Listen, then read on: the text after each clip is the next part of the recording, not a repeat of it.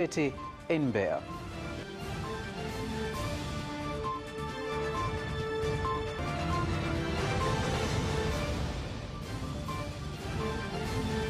And in sports, Simba Sports Club held to a 1-1 draw by Mbeya City in the NBC Premier League game at Sokoine ground.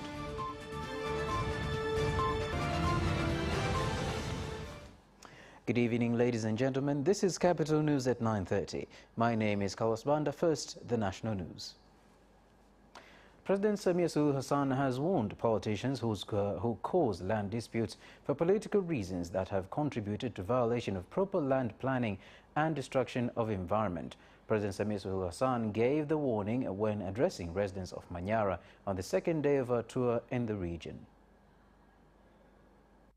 Nataka niongee kidogo na wanasiasa kwamba nasi tusichochee migogoro ya hapa, kwa sababu wakati wananchi politicians should not be catalysts of land conflicts, because when people invade land, politicians does not tell them the truth by standing by the encroachers, while at the same time disturbing land plans. Many politicians are doing that for the sake of securing votes during elections. I urge you to stand with the government and plan good land uses. When people encroach investors' land, they forget that once investors go to court and win the case, residents will be forced to pay compensation to investors. Tunayo mashamba yetu yale yaliyokuwa ya nafco, tumewapa wawekezaji, uzalishaji umekuwa hafifu. There was land that was given to investor who has failed to develop the land. That is our concern. That is why we requested for readjustment of borders. The police force in Mbeya has arrested a woman identified as Shani Yohana, a resident of Ilolo Street, Sende Ward, following allegations of killing 2 children who belong to her, injuring another as well as her sister after attacking them with a machete. Nilikuwa nyumbani pangu na vijana karibu wawili. Akaja mama mwenye nyumba kwamba mwenyekiti twende huko kuna mauaji. Kwa mimi nikafika hapa nikaangalia kweli kwenye dirisha nilikuta kwa tatizo. Nikaanza kuhangaika na kupigia polisi nini na nini. Ndio mahali hapo tulipofikia. Lakini baada hapo kuangalia ndani, huyu kumbe ni mama mtu, sasa tukumfahamu usoni. Alilalia kifudifudi hivi. Polisi mkoa wa Mbeya linamshikilia mwanamke mmoja ambaye anaitwa Shari Yota Mbamba. Huyu ana umri wa miaka 27, ni mjasiriamali, ni mkazi wa Ilolo jijini Mbeya. Huyu anashikiliwa kwa tuhuma za mauaji ya watoto wake wawili na kumjeruhi mtoto wake mwingine mmoja pamoja na mdogo wake. Tanzania Electrical Supply Company TANESCO has said the ongoing power rationing is due to drought in various parts of the country, caused by lack of rains as well as rehabilitation of some power plants, a situation that has caused a deficit of between 300 to 350 megawatts of power. Mfumo usipate hitilafu, inabidi maeneo mengine yasipate umeme, yanakosa umeme. In order for the system not to be revoked, some places must not get power supply. Now we shall give out a schedule showing affected areas on that particular day. Right now there are power stations that are undergoing massive changes and others on renovations. Our hope that once Mwalimu Nyerere Dam is complete, such challenges will be history. Tanzania Women Architects for Humanity has handed over 3 low-cost houses to 3 families in Muhaga, Kisarawe Coast region that had been living in poor conditions, being an implementation of the organization's objective of supporting poor communities with better housing.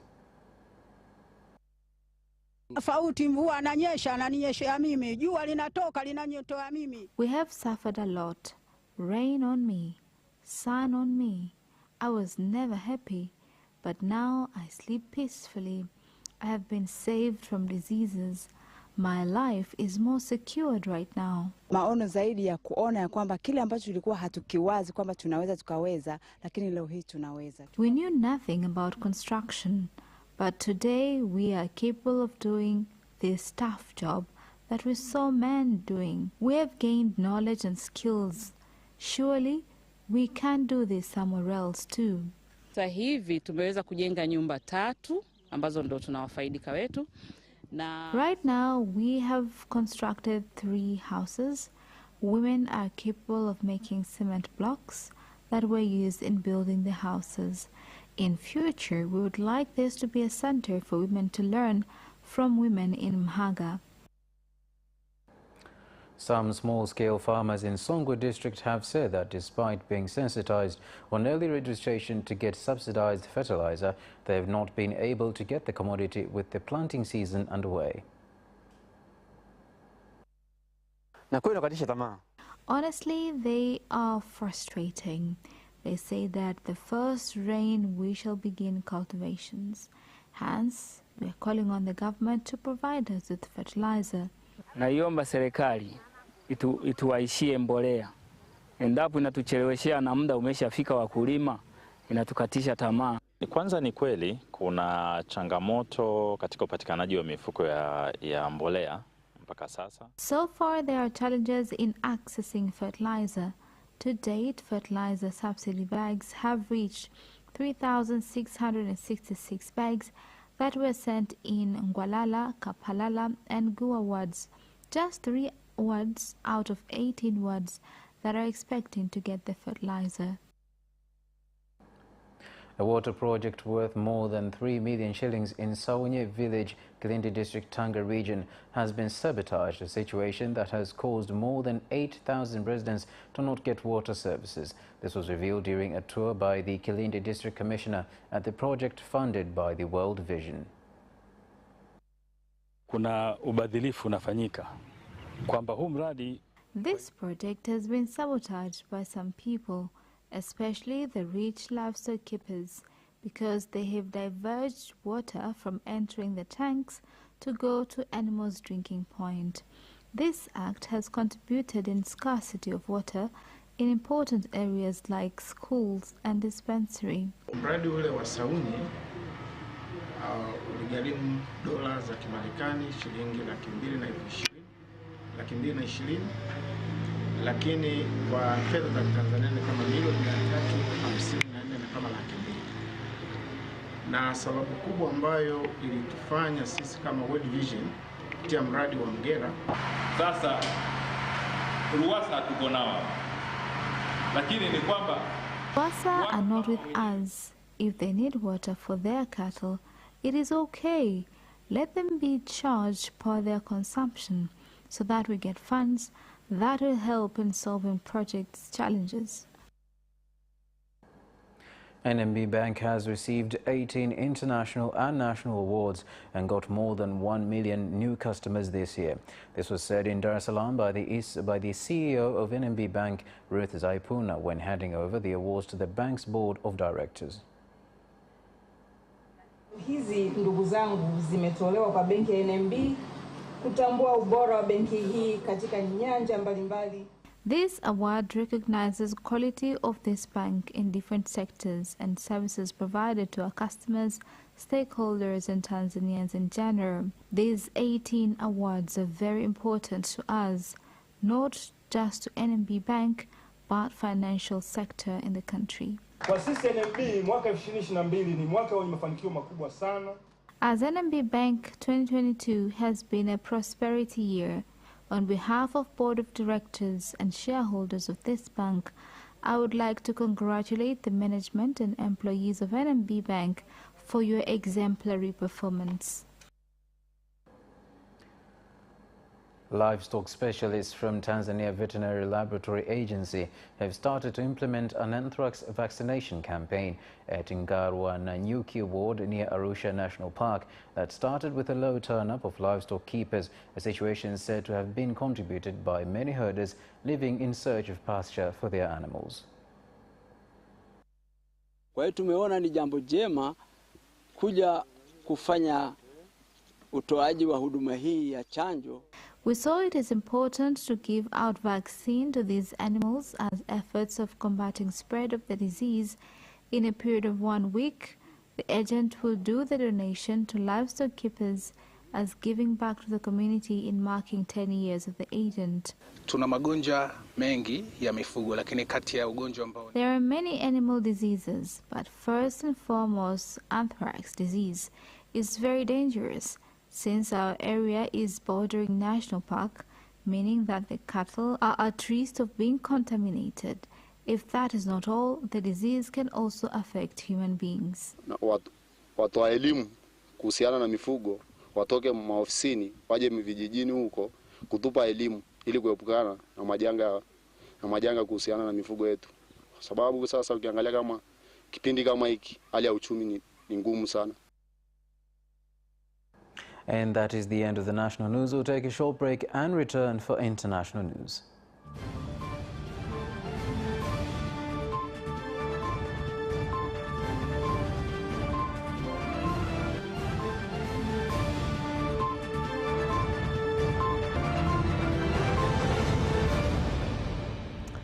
Glad to have you back, and now international news.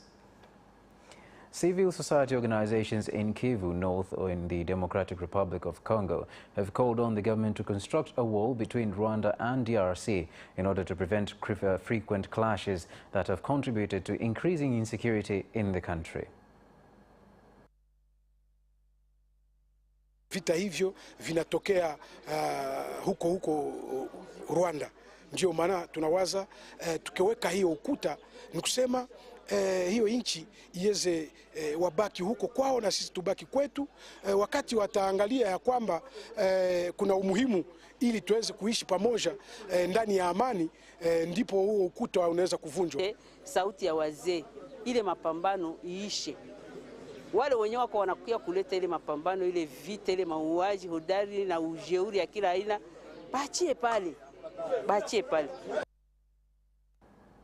President William Ruto of Kenya has wound up his 3-day visit in South Korea by witnessing a signing of a cooperation agreement between the two countries at State House in Seoul. President Ruto and his host, President Yoon Suk Yeol, also held talks on strengthening diplomatic relations with the South Korean leader, pledging to help Kenya address the problem of drought. Africa is the present and future horizon of opportunity and limitless advantage. By 2050, a quarter of the world's population will be living in the African continent. The African continent is home to the largest reserves of natural resources, renewable energy, and a home to the youngest population in the world, and the place where you have the highest return on investment.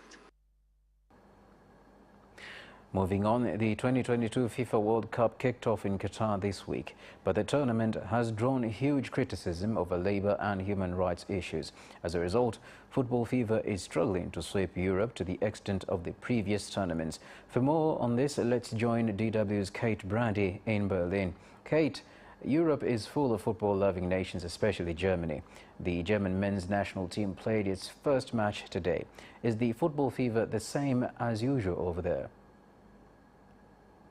Certainly a much more toned down sense of football fever here in Germany this year. And of course, you know, we are just getting into the middle of winter here in Germany, so there's not really those open air viewings that we're used to. Everyone's usually flocking to the beer gardens during the FIFA World Cup. But of course, one of the other main reasons why there's this much more toned down sense of support for the World Cup this time around is because of those human rights issues in Qatar. And a lot of places as well, whether it's pubs or local football clubs, have actually said that they're going to boycott the tournament. So a lot of local sports bars and pubs are not actually going to be showing any of the matches because of those human rights violations. And you notice as well, just when you're out and about in the city, there's not the usual flags attached to the cars. There's no, you know, you go into the shops, usually there's tons of paraphernalia being sold for the World Cup, and that's just not the case this time round. Of course, some bars and clubs are still going to be showing the game, so a lot of people that I've spoken to at least saying that they just don't feel like they have a choice, despite criticising the fact that the World Cup is taking place in Qatar and the human rights violations there. They've said that right now, because of the economic recovery that they're still going through after the pandemic, not to mention the energy crisis right now as well, they're still going ahead and showing the matches. Now, moving on, there has been a lot of comparisons drawn between the Qatar World Cup and the 2018 World Cup in Russia when it comes to human rights violations. But the mood seems to shift and focus more on the tournament after the first few matches. Will that be the same after Germany's first match today?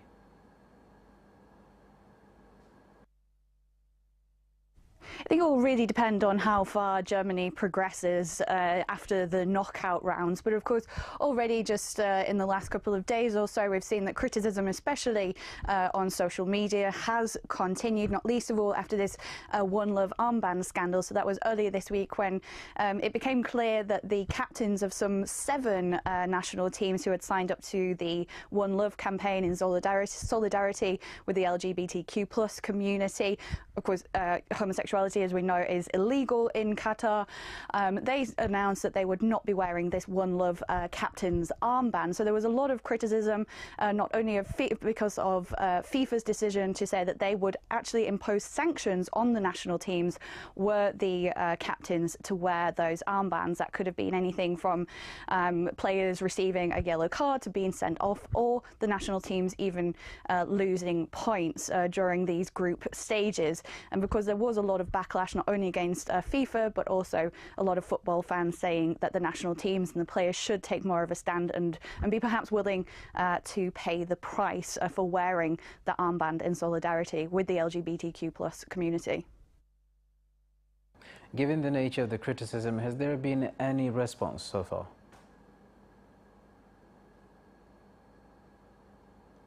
Well, after the One Love armband scandal, one Social Democrat MP, the Social Democrats, of course, being the party of German Chancellor Olaf Scholz, this particular MP called for the German national team to withdraw from the World Cup. Other MPs have also criticised the decision of the team to not wear that armband.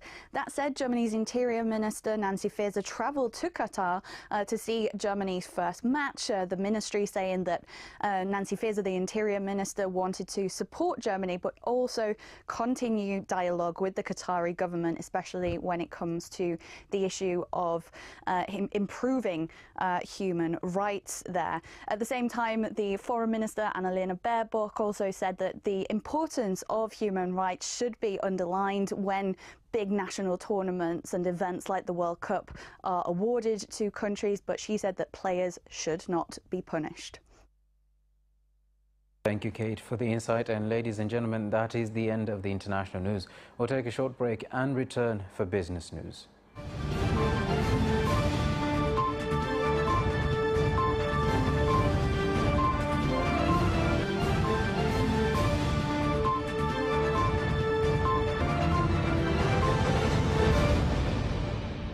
Welcome back, and now business news. Tanzania Revenue Authority TRA in Shinyanga region has surpassed its target of collecting 12 billion shillings in revenue after collecting 12.4 billion shillings between July and October this year.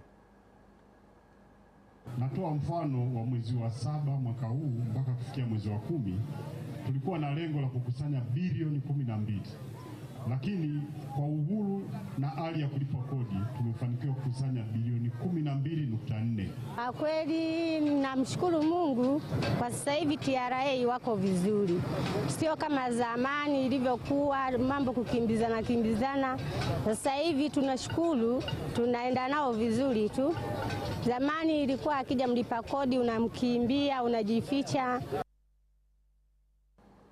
Mobile phone operator Tigo has launched implementation of its Wakishua third phase campaign called Ndinga Lakishua that will run for 4 weeks, whereby the winner who has made the highest number of transactions on Tigo Pesa will get a Toyota Rush car, with other winners getting cash prizes.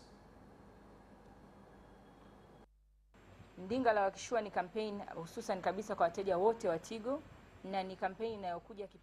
Ndinga la Kishua is a special campaign for Tigo subscribers in this festive season, as we share memorable moments with our loved ones and exchanging gifts on our side. We thought to do the same to our customers by giving out a special gift in this campaign for Tigo subscribers that makes transactions through Tigo Pesa to win a brand new car and home electronics essentials from Hisense. Traders at the open market in Kibamba, Dar es Salaam have said that business activities have been slow due to various factors, including few consumers turning up at the market.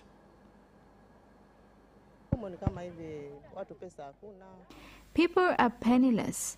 We try to do business at least to earn something, but work done is equal to zero. Products that we sell like onions, tomatoes, bananas and other vegetables prices have gone up to the point that even customers fail to buy. And that marks the end of the business news. We'll take a short break and return for sports.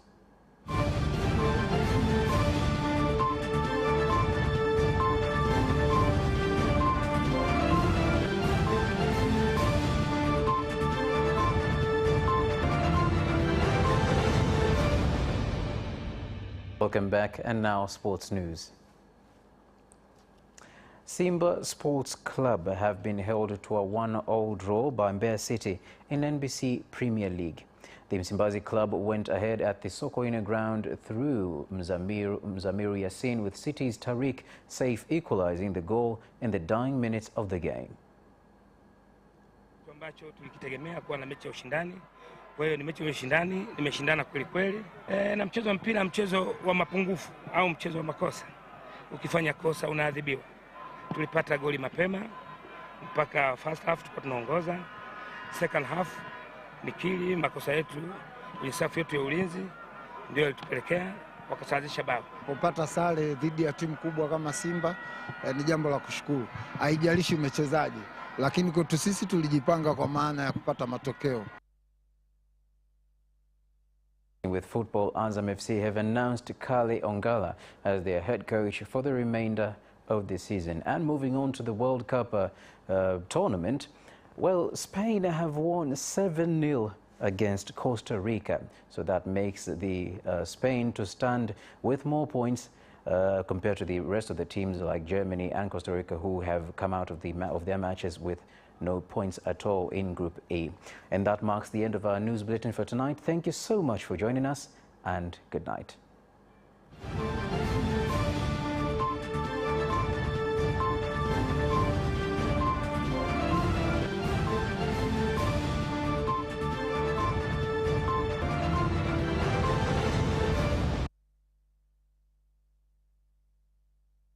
.9:30 and get updates.